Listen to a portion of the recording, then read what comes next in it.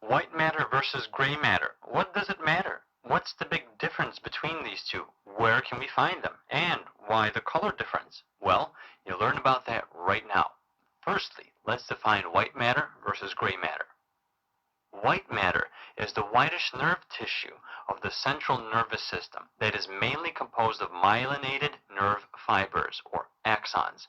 The central nervous system is the brain and spinal cord. And gray matter is grayish nerve tissue of the central nervous system, mainly composed of nerve cell bodies and dendrites.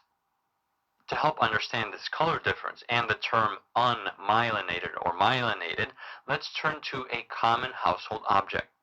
Imagine you have a white wire or cable in front of you. Commonly, the wire itself is made up of internal or quote naked fibers that are of a silvery gray color.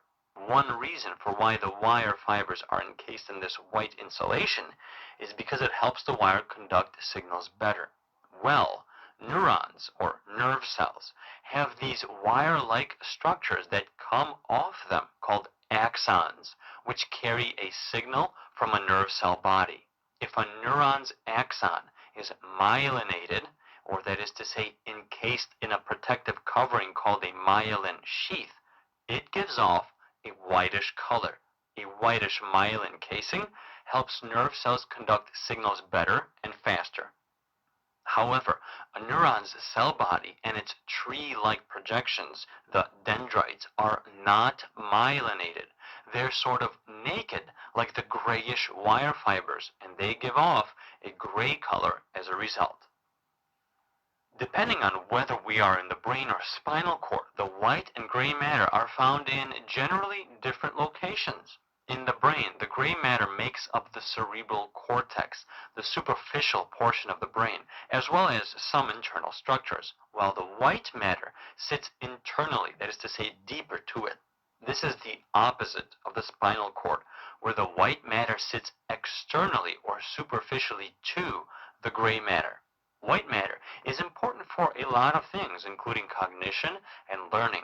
What's more is we know a whole host of diseases that arise from damage or changes to white matter, including multiple sclerosis, Alzheimer's, and major depressive and bipolar disorder. Gray matter is important for a lot of things, namely information processing, information related to speech, vision and sound, decision making, emotions, muscle control, and memory. Now you know why it all matters. White matter is the whitish nerve tissue of the central nervous system that is mainly composed of myelinated nerve fibers being axons. The central nervous system is the brain and spinal cord, and gray matter is grayish nerve tissue of the central nervous system, mainly composed of nerve cell bodies and dendrites. The color difference arises chiefly from myelinated neuronal axons. Myelinated means something is encased in a protective covering called a myelin sheath, and neurons are nerve cells. Both white and gray matter are found in the brain and spinal cord. In the spinal cord, white matter sits external to the gray matter, while it lies deeper to the gray matter of the cerebral cortex, the outer layer of the brain.